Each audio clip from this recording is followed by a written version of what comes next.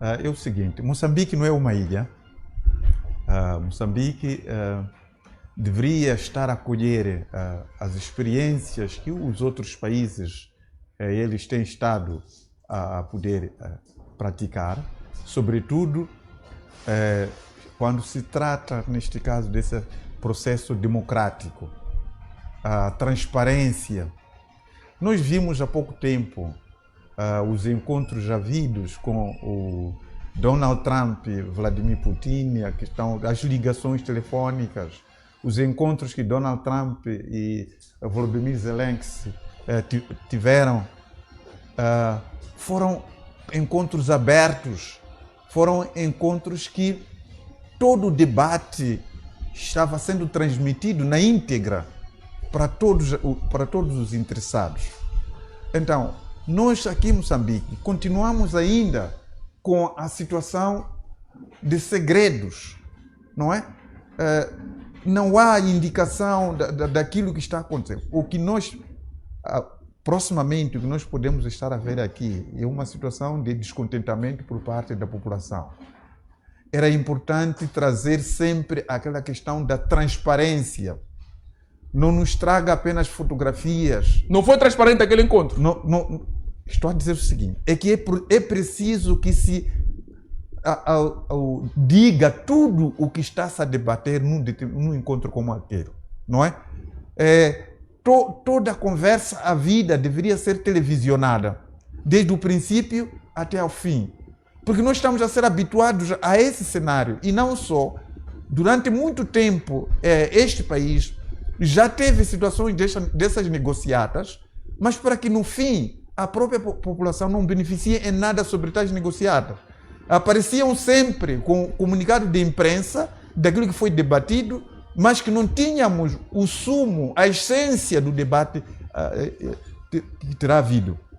Olha, quando era para poder Donald Trump poder falar com o Vladimir, aliás, com Putin, foi bastante publicitado que no dia X Donald Trump e Putin vão poder falar ao telefone. E chegado o dia, houve interpretação, a apresentação da conversa em direto à vida nesses telefonemas. Isso significa efetivamente a transparência naquilo que se falam. Porque transmitir apenas que nós estávamos reunidos, debatemos isto, mais aquilo, e sem que se comunique exatamente o que se falou em direto, isso acaba trazendo sempre desconfiança por parte da população. Então, aqui há uma exortação, sobretudo, a chamar ao Venâncio Mondlane. O Venâncio Mondlane sempre ele disse de que qualquer encontro que havia de ter com os governantes, esse encontro seria perante a imprensa, será televisionado, toda a conversa ela estaria ao dispor da sociedade. Então, que paute por esse compromisso que ele assinou. Não pode haver encontros que pura simplesmente nós vamos ter comunicado de imprensa. E Venâncio Mondlane deve perceber que traz nas suas costas todas as pessoas que morreram para poder seguir a causa que ele está a promover. Então, sendo assim, todos estão interessados de poder apanhar ponto e vírgula de todo e qualquer tipo de conversa que ele puder ter com o presidente Chapo. E mais ainda, ficou de certa maneira o primeiro a divulgar aquele encontro foi o Daniel Francisco Chapo na sua página do coisa. E não tivemos essa questão na página do Venâncio Mondlane, não estava lá. Isso claramente começa a perder ponto o Venâncio Mondlane ao poder proceder dessa maneira. Provavelmente, talvez quem deveria ter sido o primeiro a divulgar, mesmo esse Venâncio, deveria ter indicado, olha, eu fui convidado para um encontro com o presidente da República. E todo mundo saber que naquele momento ele iria para lá. Não pode haver segredos aqui, porque os assuntos que aqueles dois foram debater lá, não são assuntos deles, são assuntos da sociedade. E a sociedade tem que ser comunicada, não pode ser apanhada de surpresa e nem tem que, pura simplesmente, fazer debates assim ao escuro e depois começar a dizer que nós reunimos. Que é o comportamento dos políticos, neste caso, os parlamentares. A nota prévia tem a ver com a bancada parlamentar do MDM, que dentre várias bancadas que temos, que se intitulam serem representantes do povo, e mostrou estar ao lado do povo desde as situações que se vivem na Nampula sobre as calamidades, e não só, estar no terreno e estar ao lado do executivo, perceber qual é a ação que está sendo implementada, que está sendo levada a cabo para responder às necessidades do povo. Esta é a nota prévia. Para o segundo caso, a pergunta que me coloca, de facto, aqui trata-se meramente de transparência. O Venâncio Mondlane, como nos habituou ao longo desses dias, primeiro ele dizia assim, ele é o mandatado, ele é a voz do povo. Sendo a voz do povo, ele não tinha que falar sem que o povo tivesse lhe dado uma nota de crédito para poder ir falar com o presidente da República. Assim o fez, sem o consentimento dos seus seguidores, que é o povo. Logo, aqui já antecipa-se um divórcio entre o povo e o Venâncio Mondlane como ator político. Deixa-me trazer um dado muito importante. Tem-se dito, mas pouco se acredita, que os partidos políticos ou os nossos agentes políticos, os fazedores da política, muitas das vezes, o estômago no final do dia é que dita a sua razão fundamental. Agora, aqui vejamos, o Venâncio Mondlane, de facto, não publicou. O encontro aconteceu ontem, habituou-nos a dizer, olha, teremos live às tantas horas. Habituou-nos a dizer de que eu, no momento X, estarei no local Y. E o pessoal lá está. Habituou-nos a dizer, olha, eu estou junto com o povo e não posso fazer nada sem o povo. E desligou-se nesta causa. O Tivani também está lá como seu assessor político. Então, para nós aqui fica-nos a reserva. Qual é o novo comportamento do Venâncio Mondlane? O que ditou este silêncio? Este encontro não se trata de não se trata de uma informação qualificada. Esta é uma informação do consumo público. É de importância de todos os moçambicanos saberem que os partidos políticos, como assim o faziam, têm um encontro com o chefe de Estado. Saber-se que o Venâncio Mondlane tem um encontro com o chefe de Estado. Ora, vejamos, o Venâncio Mondlane outrora havia colocado umas exigências prévias que para poder conversar era preciso falar-se ao público, porque era do interesse do povo, que não era do seu interesse pessoal. E dois, também criava certas exigências, alguns ditames que o governo tinha que responder em benefício do povo. Hoje isto ficou de trás, o Venâncio Mondlane foi lá sentar e conversou com o chefe de Estado. A pergunta que eu quero colocar, qual é o adjetivo, qual é o nome que ele atribuiu ao Chapo? De chefe de Estado ou de Chapo propriamente dito? Por quê? Na atualidade percebe-se que temos aqui dois governos. Um governo de Chapo e um governo paralelo, que é o do Venâncio Mondlane. Quem é o presidente que nós teremos que seguir na onda do Venâncio Mondlane? Todos os moçambicanos estavam à espera desse encontro. O que falhou aqui é efetivamente de não ter sido publicitado esse encontro, de não ter sido televisionada toda a conversa, a vida entre os dois, porque o Venâncio Mondlane, assim como o Daniel Francisco Chapo, sabem muito bem de que todos os acordos, todas as conversas que desaguaram nas assinaturas dos acordos, passaram por essa metodologia. E que essa metodologia acabou frustrando a sociedade. Então, por que seguir uma metodologia que já provou que ela não é compatível com relação àquilo da transparência que nós queremos que seja? As eleições não têm sido transparentes e justas. As conversações que têm havido também não têm sido transparentes. O consumo público aparece ali, são apenas declarações do final do encontro.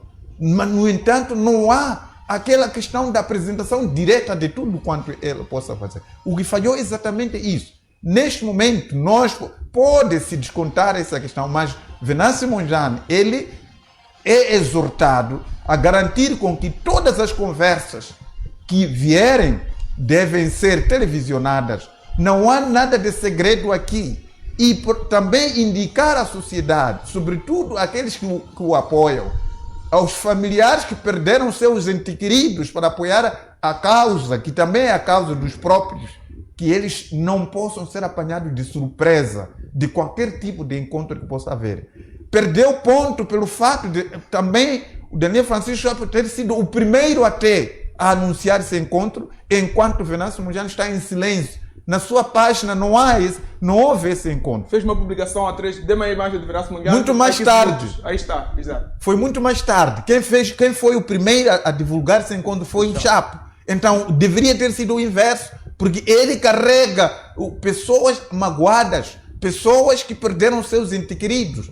E não, para além disso, o compromisso que ele fez de que não haveria nenhum encontro sem que ele fosse televisionado, sem que a conversa toda fosse indicada. Aliás, é isso que eu estava a dizer. Vamos aprender com as outras democracias.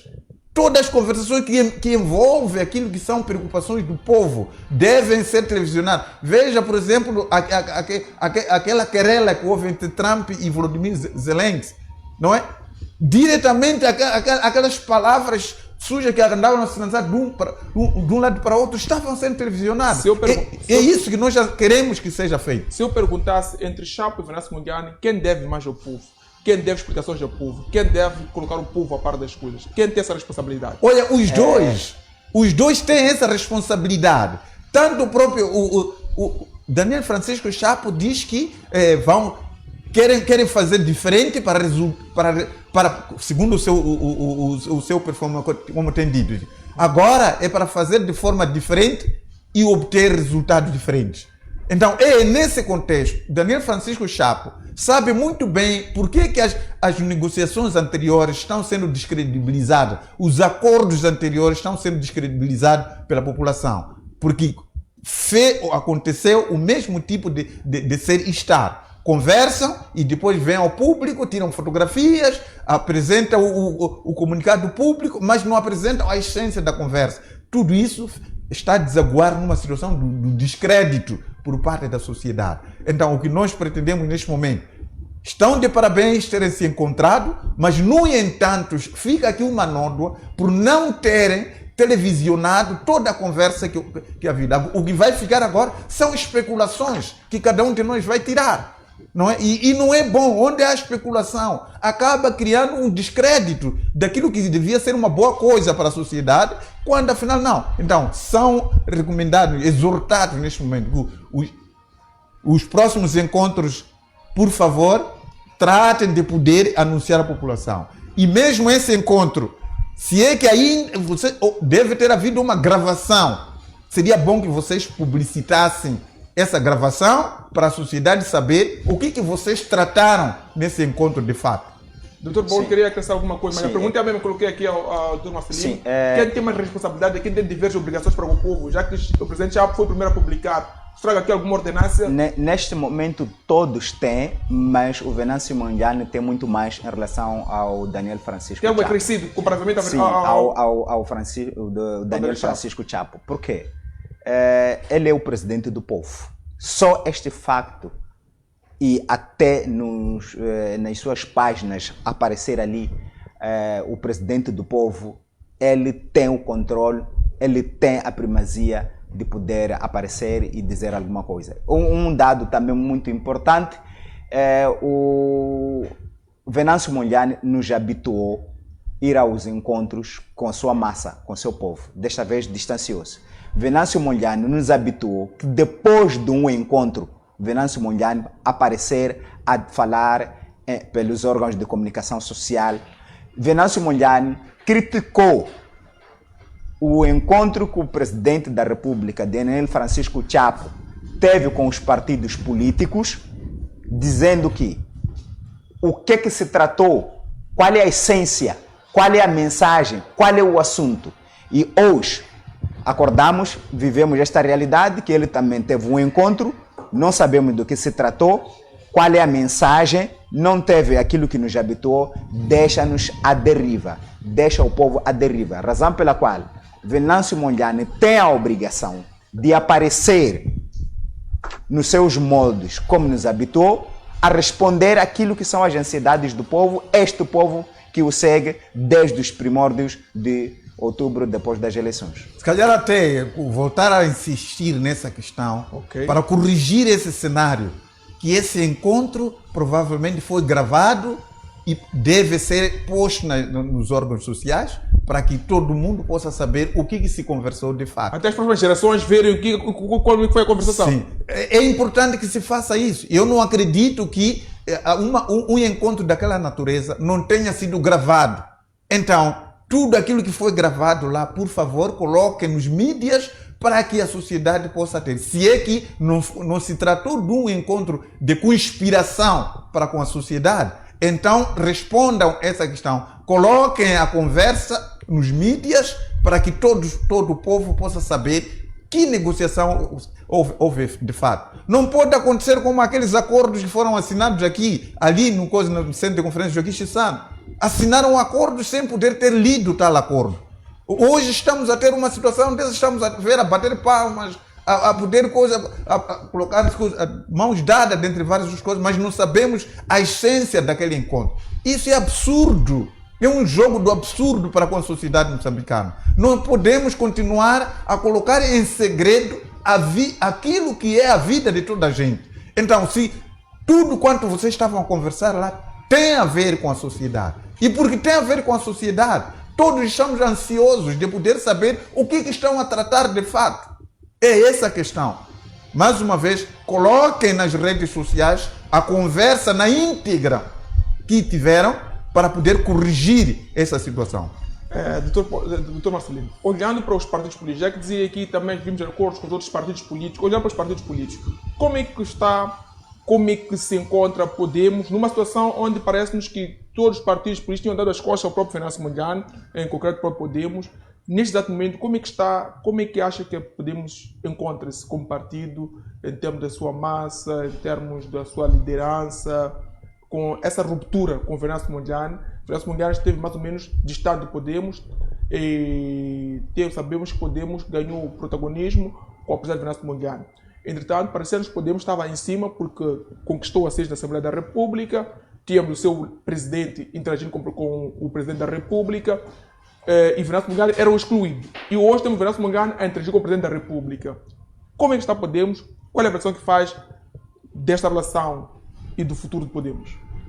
É o seguinte, eu não sei, o Moçambique tem partidos políticos? Eu acho que não. Nós não temos partidos políticos, nós temos clubes de amigos. Clubes de amigos? São clubes de amigos. Se tu for a ver aquilo que cada um deles defende, por simplesmente está a defender os interesses de cada grupo. Não estão aqui para defender interesses do povo. Olha, nós aqui, desde as primeiras eleições até então, a Frelimo não governou sozinha o país. A Frelimo teve um co-governante que é a Renamo. Os problemas que nós temos até então não podem ser apenas adjudicados a Frelimo. São também o resultado de uma Renamo, que é um outro clube de amigos que estava interessado apenas nos interesses dos seus amigos.